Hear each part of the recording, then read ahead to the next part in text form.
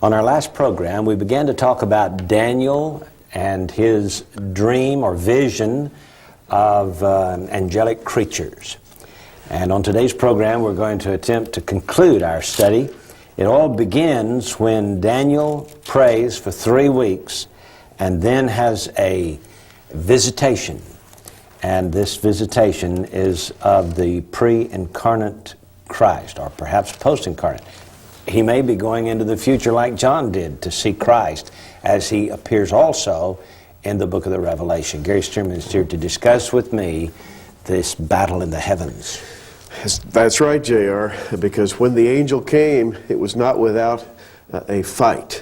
For 21 days, an angel came, the angel Gabriel, having to fight the prince of Persia. And of course, Persia and Greece were the two principalities in the world scheme, concluding, by the way, with the final lineup of nations. The far future would produce what has come to be called the revived Roman Empire, the Antichrist, and all of that is in Daniel chapter 11. The angel gave all of this future prophecy.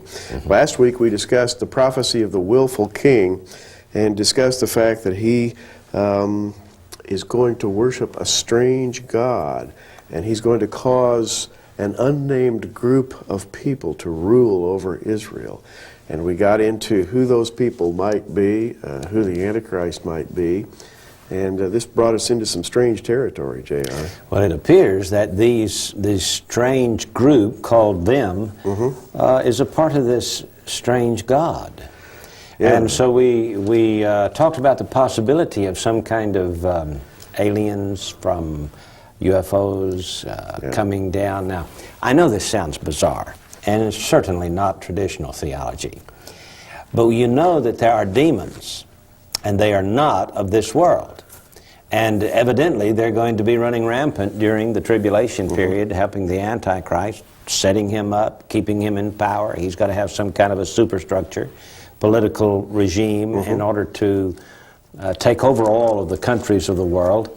And in Daniel chapter 2, when we learn of the dream of Nebuchadnezzar having a dream of this monster man, we learn that the feet of iron and clay is a strange mixture of them and us. Yeah, it's Daniel 2:43 says, "And whereas thou sawest iron mixed with miry clay, there's that mysterious group of people again, unnamed, they shall mingle themselves with the seed of men, but they shall not cleave one to another, even as iron is not mixed with clay." This suggests a genetic, an attempt to mingle the genetic pool with an alien group. Well, we know who the aliens are, and we call them demons from the world of darkness. Yes. And we remember that in Genesis chapter 6, they tried this once before. The sons of God came into the daughters of men, tried to interbreed, produced a race of monsters. God had to destroy the world with a flood. Only Noah, who was perfect in his generations, was saved, untouched by this whole mess. It appears, as Jesus said, that just as in the days of Noah, they're going to try this thing again. And that's exactly what Daniel seems to be indicating. Which led me to say on the last program that the Antichrist would be of alien-human hybrid origin. Yeah. And I would like for us to talk about that and perhaps explain more what I was referring to. I think that the seed of the serpent will be implanted into the human race. And the Lord said in Genesis 3, speaking to Eve, that the seed of the woman, who obviously is Christ, would fight against the seed of the serpent. And so the Antichrist, who is the ultimate enemy of Christ, will be of serpent seed. I think that makes him not quite human, in my opinion. Absolutely, and I would concur with that. I think the Antichrist may well be infused with this evil seed, if you will. I'm holding a book, and we talked about this last time, and by the way, we don't offer this book. And the name of the book is Abduction by Dr. John Mack. He's a Pulitzer Prize winner. He is a medical doctor. He is a psychiatrist. He's on the professorial staff at Harvard University. He He has credentials that go for miles. And he has written this book about what he calls alien abduction. And he concludes that there is a breeding program going on, and I'm quoting, that results in the creation of an alien-human hybrid offspring. And again, I quote from him. He says, and I'm quoting, "My own impression is that we may be witnessing something far more complex, namely an awkward joining of two species, engineered by an intelligence that we are unable to fathom for a purpose that serves both of our goals with difficulties for each. I base this view on the evidence presented by the abductees themselves." And so here is a famous man of science, a man who has personal credentials that are impeccable, saying, in fact, that this alien abduction scenario, which is in the news, it's in all the papers all over the world. And Jacques Vallée, the noted computer scientist from France who has written several books on UFOs, has said that statistically, JR, there have to be a minimum of 100,000 close encounters resulting in abduction each year on planet Earth, based upon his own databases. 100,000 occurrences per year. So the conclusion is, we are not alone. Yeah, and the conclusion is that the battle of light versus darkness, the whole motif of fiery chariots. Well, they don't come from Mars then. I don't think they come from Mars. No, in fact, I don't think they come from some faraway constellation with some fancy-sounding name. Pleiades, Venetians. The Pleiades. They call themselves the Pleiadians, and they call themselves a dozen other names. And they say that they are the masters of the universe who have come to save man. That's all lies from the father of lies himself. These are demons. So they're not beneficent. They're not beneficent. They're not here to help us with the quantum leap into the next millennium. They are here to pollute the genetic pool of mankind, and if they were able to do it, and they won't be able to do it, they could derail God's prophesied redemptive plan.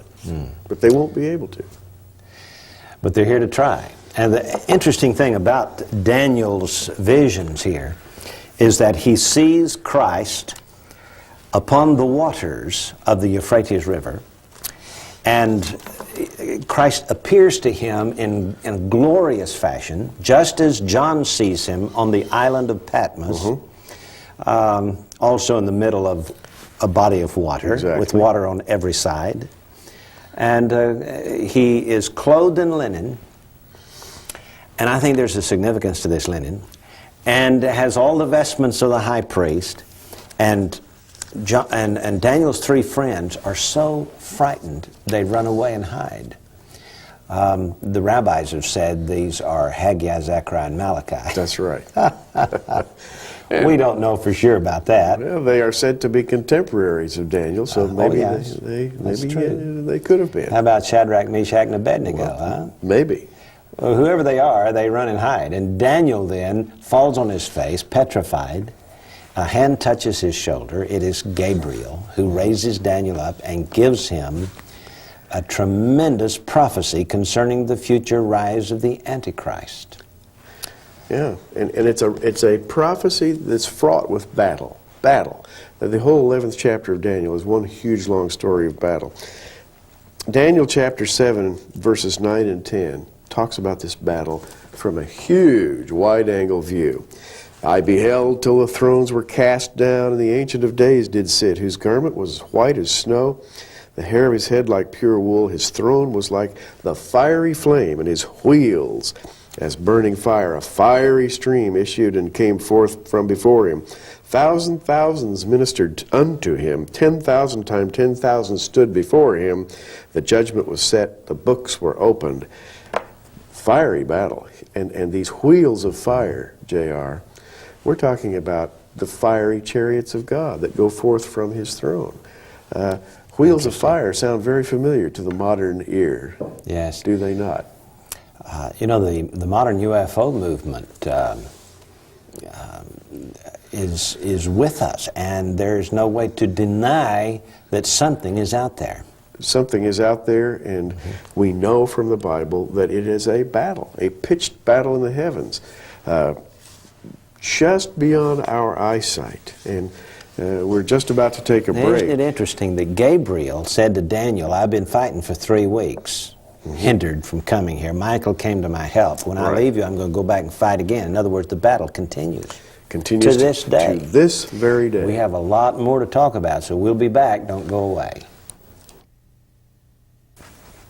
Why does God need chariots? Why does he sit upon a throne? It is not ours to question why, but simply note that he does. These vehicles are real, aren't they? They are real. At the end of Elijah's ministry, Elisha and Elijah walked together.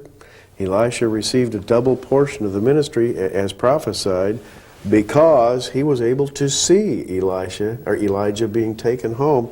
And we read about it in 2 Kings 2:11. And it came to pass, as they still went on and talked, behold, there appeared a chariot of fire, horses of fire, and parted them both asunder, and Elijah went up by a whirlwind into heaven. Well, J.R., these are called horses in a chariot, but I never saw horses in a chariot that whirled like a whirlwind with fire. Never in my life have I seen a whirling chariot and horses. This had to be something like a vehicle. The fact that the whirlwind is mentioned here suggests some kind of wheel or some kind of a turning or device. Rotating motion. Exactly. This is the same thing that we see in Daniel. Yeah. When God sits upon his throne and has wheels of fire that issues before him and so on. Right. This is the same thing Ezekiel saw when he saw wheels within a wheel. Absolutely. And here's the key. It's something that is shielded from our eyes because there was a time when Elisha came with his servant. And this is when the land was under siege by the armies of Assyria.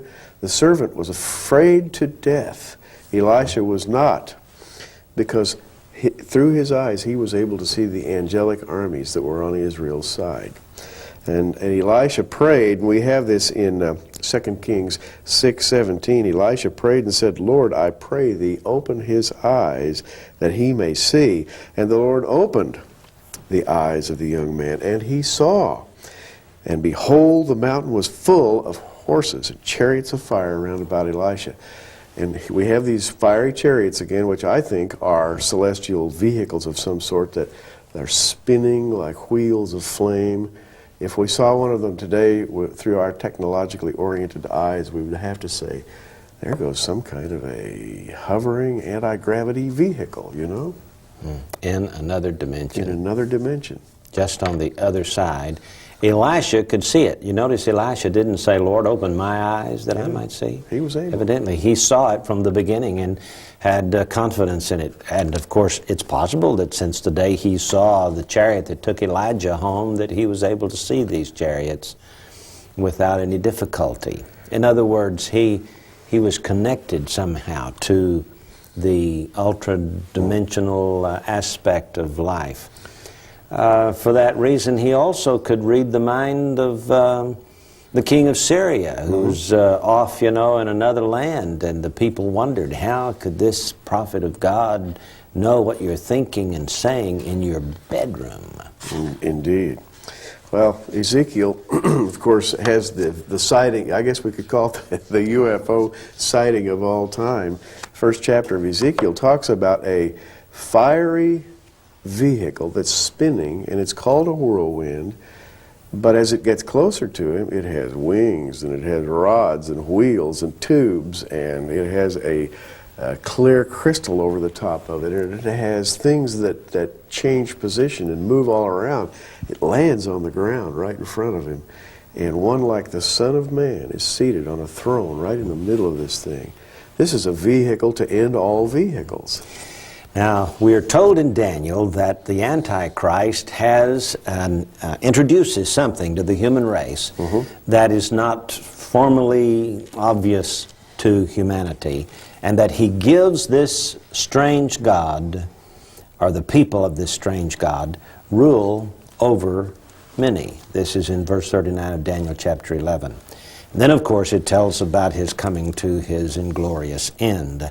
But in chapter 12, we hear that Michael stands up because Michael has a battle to fight, and this time of trouble such as never was since a nation, even at that same time, chapter 12, verse 1 says.